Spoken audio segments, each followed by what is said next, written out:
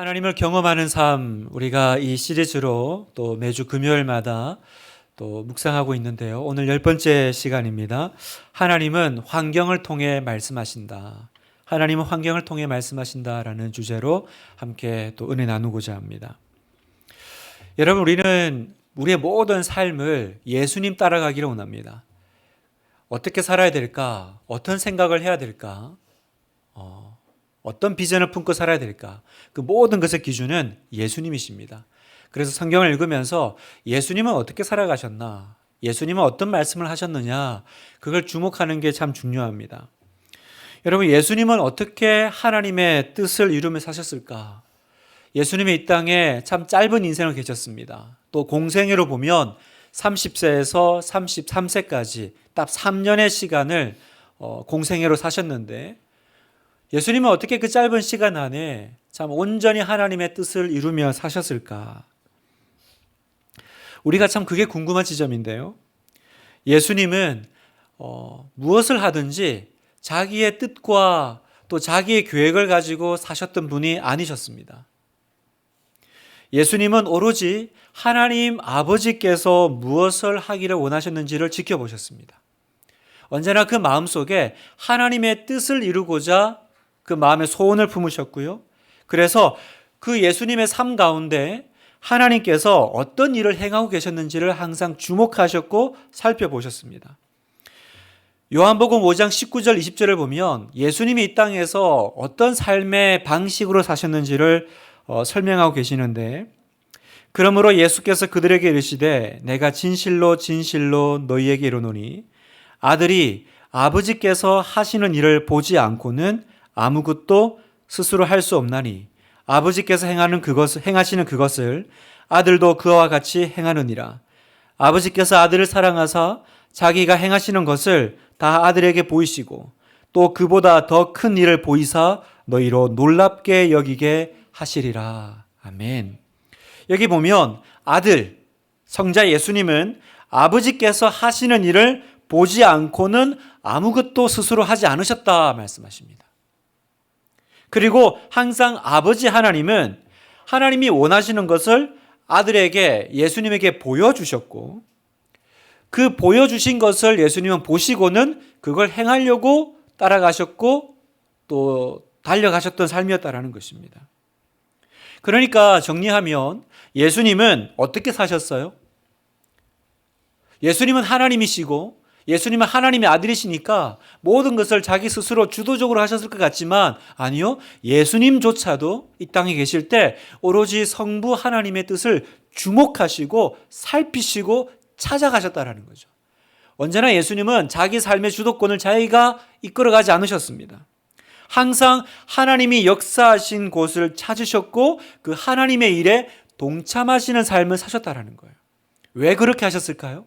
왜 하나님의 아들이, 왜 하나님이신 예수님이 그렇게 사셨을까? 우리를 위해서 그렇게 사는 삶의 모습을 보여주신 것입니다. 하나님을 우리에게 보여달라는 제자들의 질문에 나를 본 자는 하나님을 보았다라고 말씀하신 예수님이십니다. 그래서 예수님의 삶은요, 전적으로 하나님을 위한 삶이자 또 우리를 위한 삶이셨어요. 우리가 어떻게 살아가는 것이 하나님의 사람의 길인지를 예수님은 보여주신 것입니다. 예수님은 이 땅에 계실 때 어떻게 하면 하나님을 위해 살까 막 스스로 상상하거나 계획하신 것이 아닙니다. 언제나 예수님이 하신 것은 하나예요. 자신의 삶 가운데, 그 주위 환경 가운데 하나님이 지금 어떻게 행하시는지를 계속 주목하셨습니다. 그리고 자신의 삶을 거기에 올려두셨어요. 그 삶에 자기의 삶을 순종하셨습니다. 내 뜻대로 마옵시고 아버지의 뜻대로. 그 말은 뭡니까? 하나님의 뜻이 보여지면 그 뜻에 자기의 삶을 조정해 나가시는 삶이 바로 예수님의 삶이셨다는 거예요. 그래서 하나님은 그 아들의 삶을 기뻐하셨습니다. 왜요? 언제나 그 아들은 아버지가 원하는 삶을 따라오시니까.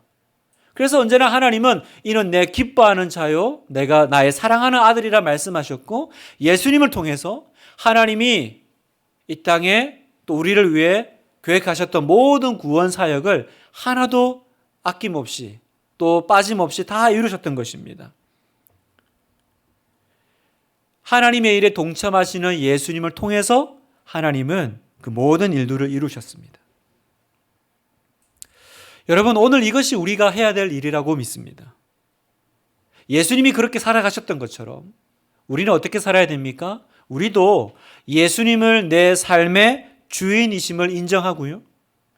그리고 우리 주위에서 지금 예수님이 무슨 일을 하고 계신가 주목해야 되고요. 그 주목한 예수님의 뜻과 예수님의 계획에 나의 인생과 나의 목적을 조정하는 것입니다.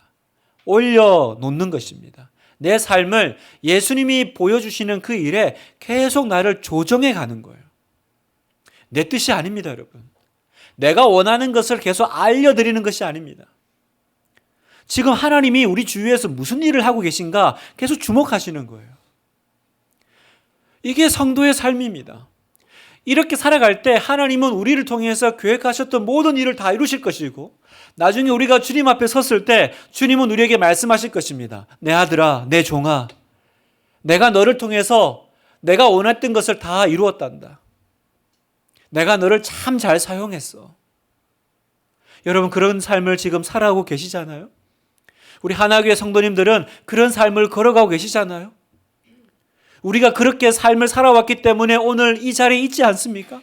우리 주위에서 하나님이 지금 어떤 일을 행하셨는지, 우리 교회에서 하나님께서 어떤 일을 계획하셨는지를 우리는 주목했습니다. 그리고 내 삶을 거기에 조정하기 시작했잖아요. 내 뜻이 있었지만 주의 뜻이 이루어지기를 원합니다. 그래서 여러분이 참 귀하신 거예요. 여러분이 지금 그 삶에 올라타 계신 하나님의 사람들인 줄 믿습니다. 여러분, 사랑하는 여러분, 하나님이 여러분을 얼마나 기뻐하시는지 모르세요. 하나님이 여러분을 얼마나 지금 사랑스러워하는지 모릅니다. 왜요? 하나님의 뜻을 찾고 그 뜻에 자기의 삶을 조정하는 사람은 내 사랑하는 아들이요 내 기뻐하는 자라라고 언제나 주님은 말씀하시기 때문입니다. 오늘 밤에도 여러분 그 하나님의 그 순종하는 아들의 자리에 들어가시기를 축원합니다. 평생을 그렇게 살기를 기뻐하시고 조정해 나가시기를 결단하십시오. 그럴 때 내 삶은요, 내 삶을 다 살고 나면 주의 뜻이 내 삶을 통해서 이루어졌구나 우리는 고백하게 될 것입니다. 오늘 나의 환경, 그죠? 나의 삶을 통해서 하나님이 어떻게 말씀하시고 또 하나님께서 나의 환경 가운데 말씀하실 때 내가 그걸 어떻게 알아들을 것이며 또 어떻게 내 삶을 조정해 나갈 것인지 너무 중요한데 그걸 오늘 밤에 한번 또 깊이 살펴보기를 원합니다. 여러분, 우리가 내 삶 가운데 하나님의 음성을 듣기 원합니다. 하나님은 여러 채널을 통해서 말씀하신다고 제가 설명드렸잖아요. 성경을 통해서, 기도를 통해서, 또 오늘은 환경을 통해서 말씀하시는데요. 막상 환경 가운데 하나님의 뜻을 알아차리는 것은 생각보다 쉽지가 않습니다. 막상 해보려고 하면. 왜 그런 줄 아세요? 왜냐하면 우리는 주로 좋고 선한 환경보다는 나쁜 환경 가운데 처할 때가 많기 때문입니다. 이게 이런 거죠. 내 삶이 그냥 물 흐르듯이 잘 흘러가고 모든 것이 아귀가 딱딱 맞아 떨어지고 착착착 일이 진행되면 이건 하나님 뜻 같아. 순종하기 너무 편해요. 나도 원하는 길을 하나님께서 이끌어 가시니까. 그런데 왜 우리가 환경 가운데 내 삶 가운데 하나님 뜻 알기 어렵냐? 내 삶이 어렵거든요. 내 삶이 고난과 시험의 연속이 될 때는요.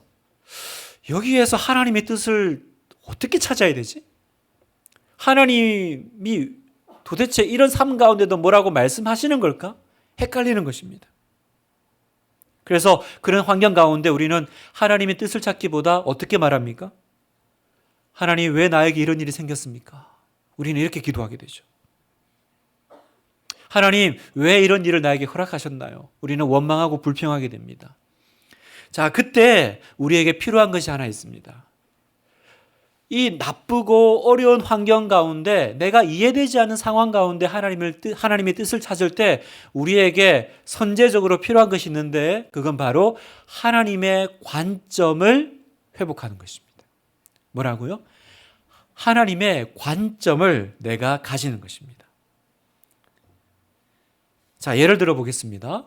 여러분, 구약에 고난받은 하나님의 사람으로 대표적인 사람이 욥이 있죠. 욥의 인생을 보면 욥은 나쁜 환경 속에 처해진 거죠. 온 재산을 다 빼앗기고 자녀들이 하루아침에 몰살당했습니다. 그리고 자신의 몸은요, 머리부터 발끝까지 악창으로 고통받습니다. 더 어려운 거는 욥이 지금 자신의 삶에 무슨 일이 일어나고 있는지를 전혀 이해하지 못하고 있다는 거예요. 욥의 친구들이 옵니다. 욥의 친구들이 와서는 하는 얘기가 욥에게 빨리 죄를 회개하라고 합니다. 지은 죄가 있으니까 아마 이런 일이 생기지 않았겠느냐. 그래서 욥이 회개하려고 자신을 돌아보지만 깨닫는 건 뭐예요? 내 삶 가운데 불의한 일을 발견할 수 없다는 거예요. 그게 더 고통스럽습니다. 차라리 내 삶 가운데 뭔가 진짜 하나님 앞에 죄를 지었거나 내가 잘못한 어떤 게 있다면 속이라도 편할 텐데, 내가 아무리 나를 봐도 내가 하나님 앞에 불의한 것을 발견하지 못하겠는데 왜 이렇게 어려운 일이 생겼을까? 이게 더 고통스러운 거죠. 우리는 성경을 처음부터 끝까지 다 읽죠. 그래서 우리는 욥기의 끝을 알고 있습니다. 그런데 우리가 만약 욥기의 끝을 모른다면 우리도 아마 되게 답답하지 않았겠어요? 여러분이 욥기의 끝장을 모르셨을 때 과연 하나님 편을 들 수 있을까요? 오히려 욥의 편을 들지 않았을까요? 하나님 진짜 너무하시네요. 어떻게 하나님을 그렇게 의지하고 믿고 잘 살았던 의인이잖아요. 당대 의인. 그 당신의 사람 욥에게 이런 일을 하나님 아무리 사랑한다고 하지만, 아무리 믿었다고 하지만 어떻게 이런 일을 허락하실 수 있습니까? 진짜 하나님 너무 가혹하신 거 아니에요? 아마 우리도 그렇게 얘기했을 겁니다. 그런데 우리는 욥기의 마지막을 알고 있죠. 그래서 막 욥이 괴로워하고 고통당할 때 우리는 막 그 끝을 이야기해 주고 싶어요. 조금만 참으면 되는데, 조금만 끝에 가면 되는데, 그 끝에 가면 하나님이 나타나실 텐데, 그리고 모든 것을 회복시켜 주실 텐데, 그리고 좋은 이야기가 되게 하실 텐데. 여러분, 이 끝, 이 마지막, 이게 뭐예요? 이게 바로 하나님의 관점이라는 거예요. 내가 이해할 수 없는 일을 당할 때, 내가 해석할 수 없는 어려운 환경 속에 있을 때 하나님의 뜻을 찾는 길은 하나입니다. 이걸 그 끝장을 통해서 내가 이 현재를 해석하고 바라보는 것입니다. 하나님의 관점에서 무슨 일이 일어나고 있느냐, 이걸 보는 거예요. 왜 나에게 이런 일이 일어났느냐가 아니라 하나님의 관점에서 왜 이런 일이 일어났을까? 이걸 우리가 붙잡지 못하면요, 우리는 계속 지금 당하는 환경에 위축될 수밖에 없습니다. 그리고 또 하나, 하나님에 대해서 삐뚤어진 이해를 가질 수밖에 없어요. 사랑하는 성도 여러분, 여러분은 비극적인 환경과 또 혼동스러운 상황 가운데 기도 중에 하나님께 원망한 적 없습니까? 하나님 날 사랑하지 않으시는 건가요? 하나님은 나에게 이렇게 공평하지 않으신 하나님이신가요? 그렇게 여러분 기도하신 적 없습니까? 성도 여러분, 내가 지금 처한 이 환경에만 푹 빠져 있으면요, 그리고 이 환경 속에서만 하나님을 바라보면 우리는 잘못된 결론에 도달할 수밖에 없어요. 하나님의 관점을 놓치고 이 환경에서만 모든 것을 해석하려고 하면 우리는 어그러질 수밖에 없습니다. 그래서 어떻게 해야 됩니까? 하나님의 관점을 달라고 기도하셔야 돼요. 오늘 내가 욥과 같이 이해할 수 없는 상황과 환경 가운데, 그러나 하나님의 뜻을 찾고 싶다면 이 환경 속에서만 하나님을 바라보는 것이 아니라 어떻게 하라고요? 내가 먼저 하나님께로 달려가셔야 됩니다. 하나님께로 나아가십시오. 그리고 여러분의 환경을, 여러분의 상황을 하나님의 관점에서 보게 해달라고 기도하시기를 축복합니다. 하나님의 관점에서 내 상황을 해석해낼 수 있도록 하나님 도와달라고 기도하십시오. 하나님의 마음을 가지고 그리고 다시 나의 환경을 되돌아보십시오. 재해석하시기 바랍니다. 그렇게 기도하면요, 살아계신 성령 하나님은 반드시 하나님의 말씀을 가지고 여러분의 환경을 하나님의 관점으로 이해하도록 도와주시기 시작하십니다. 여러분이 처한 환경의 진실, 진리를 깨닫게 해주셔요. 그래서 내 마음이 다시 하나님의 관점으로 조정될 수 있도록, 지금 이 삐뚤어져 있는 내 마음을 다시 하나님의 관점으로 움직일 수 있도록 성령님께서 깨닫게 하시고 움직여 가주세요. 오늘 암에 걸린 딸을 둔 목사님이 계셨습니다. 갑작스럽게 질병 진단을 받았고요. 병원에서는 마음 준비 단단히 하라고 말했습니다. 암 징후가 굉장히 안 좋아서 항암 치료와 방사선 치료를 위해서 앞으로 많은 대가 지불이 있을 건데 우리 가족들 마음 준비 단단히 하라고 했습니다. 가족들과 그 목사님의 마음은 너무 청천벽력 같은 이야기죠. 너무 건강했던 딸아이가 그렇게 됐으니까. 목사님이 그렇게 기도했습니다. 하나님이 우리를 사랑하시는 것을 알고 있습니다. 그렇다면 하나님, 이 환경 속에서 주님이 이루고자 하시는 것이 무엇인지 알게 해주세요. 하나님, 왜 이런 일이 일어났습니까? 내가 이렇게 주의 일을 하고 내가 이렇게 잘했는데 왜 나에게 이런 일을 허락하셨습니까가 아니라, 첫 번째 뭘 기도했어요? 하나님이 우리를 사랑하심을 내가 믿습니다. 그 사랑은 변치 않은 사랑임을 믿습니다. 그렇다면 하나님, 이 환경 가운데서 하나님은 뭘 이루기를 원하세요? 그걸 알게 해주세요. 그렇게 온 가족이 기도하는데 기도 중에 성령께서 한 말씀을 마음에 깨닫게 하십니다. 그 말씀은 이 환경과 상황 가운데 주신 하나님의 말씀처럼 느껴진 겁니다. 요한복음 11장 4절인데요. 예수께서 들으시고 이르시되 이 병은 죽을 병이 아니라 하나님의 영광을 위함이요 하나님의 아들이 이로 말미암아 영광을 받게 하려 함이라 하시더라. 이 말씀이 이렇게 탁 들어온 거예요. 아닐 수도 있잖아요. 이렇게 이런 말씀을 받으면 환상 가운데 예수께서 들으시고 이렇게 들리는 게 아니라 기도하는 가운데 성령의 음성을 어떻게 듣는다고요? 성령께서 생각나게 하신다고 말씀드렸어요. 내가 묵상하고 읽었던 말씀 가운데 어느 한 말씀이 부딪혀오고 그 말씀이 생각나게 하심으로 성령님은 우리의 마음을 이끌어 가시는데 이 말씀이 탁 들어온 거예요. 그래서 이 말씀을 붙잡고 계속 기도합니다. 근데 기도할수록 계속 하나님께서 이 상황 가운데 이 말씀을 주고 계신다는 믿음이 점점 강해졌습니다. 그래서 이제 이 목사님과 가족은요, 이 말씀에 이 가족의 운명을, 딸의 운명을 걸기로, 조정하기로 결정합니다. 하나님, 우리가 이 말씀을 붙잡고 통과하겠습니다. 그리고 주변에 이제 기도 부탁을 합니다. 그러면서 하나님이 이 환경을 통해서 어떻게 당신의 영광을 받으시는지 우리가 주목해보자. 이 일을 통과하면서 하나님께서는 어떻게 영광 받으시는지를 우리가 지켜볼 거야. 그렇게 결단한 거예요. 그래서 교회의 성도들과 또 교회 밖의 성도들과 많은 사람들이 이 가정을 위해서, 목사님 딸을 위해서 기도해 주기 시작했습니다. 그런데 여러분, 놀라운 변화가 일어나기 시작했어요. 어떤 변화가 일어났냐면, 그 목사님의 딸을 위해 기도하면서 그동안 사실은 그 교회 안에 기도 생활이 다 죽어 있었거든요. 아주 차갑고 냉랭해진 그런 분위기였습니다.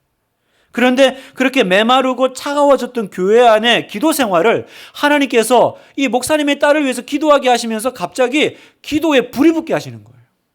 기도 생활이 새로워지기 시작하는 거예요. 교회가 기도로 뜨거워지기 시작하는 것입니다. 어떻게 해도, 어떤 기도회를 해도 참 뜨거워지지 않고 참 바뀌지 않았던 이 분위기가, 무덤덤했던 교회의 기도 사역이 다시 활성화되기 시작했습니다. 중보기도팀이 다시 세워지기 시작했습니다. 학생들이 기도하기 시작했습니다. 딸의 친구들이 기도하면서 뜨거워지기 시작했고, 그러니까 학생부가 달라지기 시작했습니다. 3개월 후에 병원에 가서 진단을 하는데 그 의사의 말이 딸의 몸에서 아무런 암의 징후를 발견할 수 없다. 그런 이제 진단을 받게 됩니다. 기적 같은 일이죠. 그런데 여기서 놀라운 건 기도했더니 암도 낫네, 그게 아닙니다. 하나님께서 이 사건과 이 역경을 통해서 하시고자 하셨던 일은 암을 또 기도받고 낫게 하는 것도 있지만 사실은 그 시간을 통해서 교회를 새롭게 하셨다는 거예요. 그 사건 이후에 교회는 완전히 달라졌습니다. 기도할 때마다 병이 낫지는 않았습니다. 그러나 그 성도들의 마음속에 기도하면 되는구나. 하나님은 살아계시는구나. 그걸 너무 선명하게 한번 본 거예요. 여러분 그 한번 맛보면요, 한번 경험하면요 되돌아갈 수가 없어요. 여러분 진짜는 가짜인 척 할 수가 없습니다. 여러분 마치 결혼 같은 거예요. 여러분 한번 우리가 사랑에 빠지면 그 사랑의 경험 가지고 결혼해서 평생 살잖아요. 평생 그 느낌 사랑 가지고 못 살아도 평생 한번 그 경험이요 평생의 결혼 생활을 끌어갑니다. 하나님과의 관계도 마찬가지예요. 매번 병 낫고 그러진 않지만 한번 우리가 하나님 살아계심을 경험해버리면요 그 사람은 이제 예전으로 못 돌아가요. 기도 생활 예전으로 못 돌아갑니다. 하나님은 이 사건을 통해서 영광 받으시고 교회를 새롭게 하셨습니다. 사랑하는 성도 여러분, 괴로운 환경에 처했을 때 우리에게는 두 가지 길이 있습니다. 첫 번째는 그 환경에 푹 빠져서 하나님께 등 돌리고 하나님을 잘못 오해하는 길입니다. 하나님께 계속 오해하는 거예요. 그리고 이 환경으로 모든 걸 평가하는 겁니다. 그렇게 가는 길이 있습니다. 많은 분들이 그 길을 갑니다. 그러나 다른 길이 있습니다. 하나님께 나아가 하나님의 관점을 찾는 길입니다. 하나님의 관점으로 이 환경을 바라보는 것입니다. 하나님의 관점으로 이 환경을 바라보는 것을 정리하면 이렇게 표현할 수 있습니다. 제가 화면을 좀 준비를 부탁드렸는데요. 하나님의 관점을 찾는 길은 이렇게 진행될 것입니다.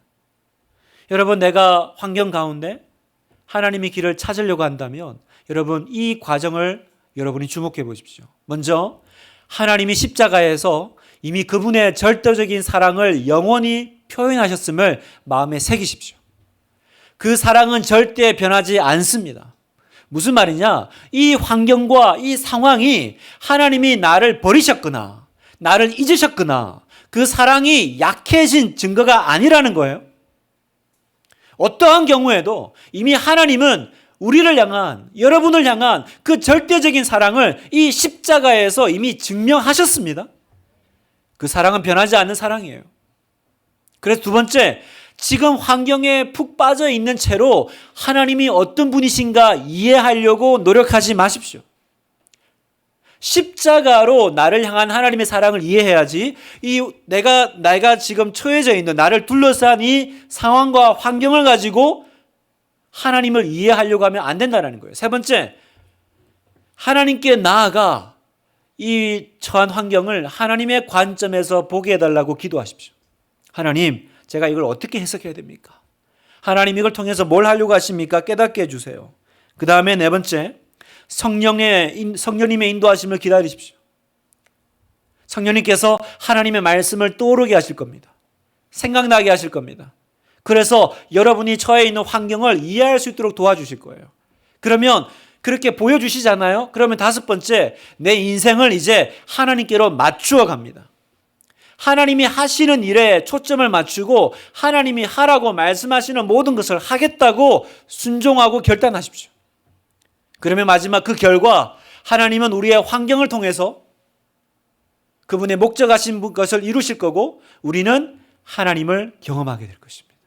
이것이 바로 하나님을 환경을 통해서 경험하는 삶의 방식입니다. 성도 여러분, 어떤 경우에서도요, 하나님이 주권자이십니다. 욥처럼 하나님이 지금 뭘 하고 계신지 보여주지 않으실 수도 있어요. 어떤 면에서는. 끝까지 도대체 왜 이런 일을 허락하셨는지, 내가 왜 이렇게 아파해야 하는지, 나는 왜 이 시간을 통과해야 되는지 하나님이 끝끝내 설명을 유보하실 때가 있을 겁니다. 그렇더라도 여러분, 하나님의 그 사랑과 하나님의 그 주권을 인정하십시오. 그래도 하나님의 은혜를 구하며 나아가십시오. 그러면 하나님께서 여러분의 환경을 통해서 영광 받으실 줄 믿습니다. 자, 그런 면에서 두 번째로 내가 이제 이 환경 가운데서 하나님의 뜻을 찾고 내가 하나님께서 기뻐하시는 방식으로 이제 행동하고 순종하기로 결단했잖아요. 내가 지금 어려운 상황 가운데서 하나님께서 보여주시는 어떤 방식을 쫓아서 가기로 결단을 했어요. 그렇더라도 이 삶이 내가 생각했던 것처럼 잘 안 풀릴 수 있습니다. 내가 지금 하나님께서 말씀하시는 대로 살고, 그죠? 하나님께서 성경 가운데 나에게 보여주신 대로 길을 걸어감에도 불구하고 계속해서 이런 잘 되는 것이 아니라 오히려 더 악화되는 것처럼 보일 때 어떻게 해야 될까요? 모세가 그랬습니다. 여러분, 모세가 이스라엘 백성들을 출애굽시키기 위해서 하나님이 모세를 만나 주시잖아요. 그래서 지팡이 주시고 내가 너와 함께 가겠다. 가서 바로에게 말하고 이스라엘 백성들에게 말해서 Let my people go 아닙니까? 내 백성을 가게 해라. 그렇게 말해라. 그래서 모세는 하나님의 말씀에 순종해서 바로에게 갔죠? 어떤 대우를 받습니까? 바로는 그 말을 듣고 이스라엘을 풀어주기는커녕 이스라엘 백성들을 더 학대하기 시작하죠. 그러자 이스라엘 백성들은 지금 모세 때문에 이런 고통이 자기한테 왔으니까 모세를 더 비난합니다. 모세는 진퇴양난에 빠졌어요. 어떻게 하면 되는 거지? 하나님께서 하라고 해서 왔는데 그러면 뭔가 잘 돼야 되는데 오히려 일이 더 안 돼요. 바로도 괴롭히고 이스라엘 백성들도 나를 배척하고, 그래서 모세가 하나님을 원망합니다. 하나님이 왜 약속하신 대로 안 하시냐고 불평하기 시작합니다. 그게 출애굽기 5장 22절 말씀인데요. 모세가 여호와께 돌아와서 아뢰되 주여 어찌하여 이 백성이 학대를 당하게 하셨나이까? 어찌하여 나를 보내셨나이까? 내가 바로에게 들어가서 주의 이름으로 말한 후로부터 그가 이 백성을 더 학대하며 주께서도 주의 백성을 구원하지 아니하시나이다. 여러분이 모세의 이 답답함이, 불평이 느껴지시죠? 이럴 것 같으면 나를 왜 보내셨어요? 이 얘기잖아요. 내가 주의 이름으로 일하고 난 뒤부터 더 안 좋아졌어요. 지금 그 얘기 아닙니까? 주의 이름으로 말한 후부터 그가 이 백성을 더 학대하고 하나님도 안 도와주시대요. 이 백성을 구원하지 아니하셨습니다. 무슨 말이냐? 여러분, 하나님의 백성들의 삶, 여러분의 삶 가운데도 이런 일이 일어날 수 있다는 거예요. 환경 속에서, 이 상황 가운데서 어쩌든지 내가 하나님의 뜻대로 살아가려고 하나님의 관점을 알고, 그죠? 하나님의 관점으로 의롭게 한번 내가 해보려고 했는데 오히려 더 악화되는 것처럼 보이는 거죠. 여러분, 왜 하나님은 그렇게 하실까요? 왜 하나님은 안 도와주셨을까요? 왜 하나님은 모세가 갔을 때 역사하지 않으셨을까요? 왜냐하면 하나님의 관점은 모세가 생각한 대로 가는 것이 아니라 하나님의 여기서의 관점은 그 이스라엘 백성들에게 전능하신 하나님의 구원의 손길을 더 강력하게 보여주시는 거였습니다. 다시는 이집트를 돌아보지도 않게끔, 다시는 이집트와의 그 모든 연을 끊게끔 하는 것이 하나님의 관점이셨던 거예요. 그래서 어떻게 하신 거예요? 그 일을 위해서는 바로가 더 완강하게 버텨야만 되는 것이었습니다. 그게 하나님의 관점이에요. 모세는 이걸 몰랐어요. 이걸 모르니까 내가 이렇게 하면 이렇게 될 거라고 생각을 했죠. 그 뜻대로 안 되니까 원망하고 불평했던 것입니다. 여러분, 우리가 모세를 통해 배울 수 있는 게 있습니다. 어떤 혼동스럽고 어려운 환경 가운데서도 우리는 하나님을 원망하면 안 된다는 거예요. 하나님에 따르는 일을 절대로 포기하면 안 된다는 것입니다. 우리는 어떻게 해야 돼요? 끝까지 하나님께 나아가, 하나님, 그렇다면 내가 처한 환경 속에 진짜 진리는 뭐냐고 물어야 됩니다. 진짜 진리, 진짜 하나님이 원하시는 관점이 무엇인지 가르쳐 달라고 기도해야 됩니다. 그리고 주님의 역사를 기다리는 거예요. 왜 모세는 불평할 수밖에 없었어요? 하나님의 관점을 따른다고 생각했습니다. 하나님의 뜻에 순종한다고 했습니다. 그러나 그 속에 뭐가 있었냐? 자기 중심적인 사고가 있었어요. 내 생각대로 움직여야 되죠. 내가 갔을 때 바로는 아주 호의가 있어야 되고요. 이스라엘 백성들은 나를 막 이렇게 환대해야 되고요. 그게 모세가 생각했던 방식이었어요. 그러니까 그 일이 일어나지 않자 왜 그러셨어요? 주의 이름으로 일하면서 더 안 좋아졌습니다. 이렇게 말을 하고 있지 않습니까?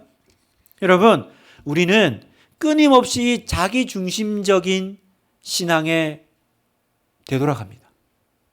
하나님의 뜻을 찾는다고 하지만 또 조금 가면 어떻게 돼요? 내 생각, 내 뜻대로 돼야 돼요. 사랑하는 성도 여러분, 하나님께 이 일은 이렇게 되어야 됩니다 라고 설명드리는 기도를 멈추십시오. 그냥 하나님이 내 인생의 주인이십니다. 당신이 내 인생의 주인이시니 당신의 뜻대로 행하시옵소서 고백하시기를 축복합니다. 우리가 이 진리를 구할 때 그때서야 이제 주님은 우리에게 진짜 감추었던 진리를 보여주십니다. 그 1차적인 진리가 아니라 바로 진짜 하나님의 관점이요. 여러분, 제자들이 배를 타고 가다 풍랑을 만났습니다. 여러분이 풍랑이라는 환경 속에 제자들에게 다가온 1차적인 진리는 뭐예요? 우리는 끝났다라는 거죠. 우리는 이제 죽었다. 이게 이 환경 속에 내가 얻은 진리입니다. 그러나 이건 진리가 아니죠. 여러분, 진리는 무엇입니까? 진리는 이 배에 예수님이 타고 계신다라는 것입니다. 다시 말해서 예수님이 모든 환경 속에 진리세요. 예수님은 잠시 후에 일어나서 그 바람과 파도를 잔잔케 하실 겁니다. 그러나 제자들은 그걸 기다리지 못했어요. 우리가 죽는다고 아우성쳤습니다. 왜 우리가 죽게 된 것을 돌아보지 않느냐고 예수님께 불평했습니다. 그게 그 사람들의 진리였습니다. 그러나 진리 대신 예수님이 일어나셔서 그 환경에 대해서 말씀하시니까 그때서야 깨달아졌어요. 아, 내가 느꼈던 게 진리가 아니고 예수님의 말씀이 진리고 예수님이 진리시구나. 여러분, 예수님이 나인성을 지나가실 때 한 과부가 그 독자 아들을 장례 치르는 장면을 이렇게 마주하십니다. 만약 그 과부에게 당신이 처한 환경 속의 진리는 무엇입니까? 라고 말했다면 그 과부는 이렇게 말했을 거예요. 지금 저의 진리요? 저의 진리는 저는 제 남편은 젊은 나이에 나를 떠났고 유일한 나의 희망이었고 행복이었던 내 아들, 독자 아들도 죽었고 이제 나에게는 아무 기쁨도 없고 나의 여생은 괴로움과 눈물 가운데 홀로 보내는 것. 이게 지금 이 환경 속의 나의 진리입니다라고 말했을 거예요. 그러나 여러분, 그건 진리가 아니죠. 진리는 그곳에 그 과부 앞에 서 계신 분이 진리십니다. 예수님이 손을 펴서 그 과부의 아들을 살리실 때 그 모든 것은 바뀌었습니다. 무슨 말입니까? 예수님이 진리시라는 거예요. 예수님이 내 모든 환경의 답이십니다. 결론이십니다. 5,000명 배고픈 사람들을 예수님은 먹이기를 원하셨어요. 그래서 빌립에게 물으셨죠. 어디서 떡을 사서 이 사람들을 먹일 수 있을까? 그때 빌립이 뭐라 그랬어요? 불가능합니다. 그게 빌립에게는 진리입니다. 이 환경 가운데서는 어떻게도 안 돼요. 아무것도 할 수 있는 게 없습니다. 불가능. 이게 이 환경의 답입니다. 진리입니다. 그러나 우리가 아는 진리는 그게 아니죠. 진리는 예수님이 오병이어로 5,000명을 먹이실 뿐만 아니라 12광주리를 남기실 거라는 거, 그게 진리입니다. 정리를 하면 예수님께서 말씀하시기 전까지는 우리는 우리가 처한 환경 속에서 어떤 진리도 알 수 없다라는 거예요. 어떤 것도 우리가 확정짓고 진단할 수 없다라는 것입니다. 예수님이 내 모든 상황 가운데 진리십니다. 백문일답이죠. 모든 질문에 대한 답은 예수님이십니다. 그분이 말씀하시기 전까지 내가 느끼는 감정, 내가 도출한 진리, 내가 어떤 가지고 있는 결론은 진리가 아닙니다, 여러분. 그건 그 환경을 통해서 하나님이 주신 말씀이 아니에요. 우리 안에 예수님이 오실 때 예수님이 내 모든 환경의 답이시고 하나님의 말씀이시고 진리인 줄 믿습니다. 예수님이 답이세요. 그러니 여러분, 절대로 환경을 보고 미리 섣불리 판단하거나 단정 짓지 마십시오. 오늘도 예수님은 우리에게 물어보십니다. 지금 너의 이 환경 속의 진리는 무엇이냐? 마치 빌립에게 이 무리를 먹이라 하실 때 우리는 말할 겁니다. 우리가 가진 예산으로는 안 됩니다. 지금 상황은 불가능입니다. 그러나 주님이 원하시는 답은 뭘까요? 주님의 뜻이라면 무엇이든지 가능합니다. 내가 어떤 값을 치르더라도, 어떤 내가 인생의 조정을 하더라도 저는 주님을 따르는 일을 끝까지 할 것입니다. 주님이 나에게 보이시는 그것이 진리라고 저는 믿겠습니다. 우리는 항상 주님의 뜻이 내 뜻과 다르지 않다면, 상반되지 않다면 그러면 따르겠습니다 이렇게 말합니다. 그러나 주님은 뭐라 그러세요? 아니, 내가 진리야. 네가 나의 뜻에 따를 수 있겠느냐라고 주님이 물어보십니다. 이 환경 가운데서 네가 어떤 것을 느끼든지 중요한 것은 내가 진리다라는 것을 네가 믿느냐.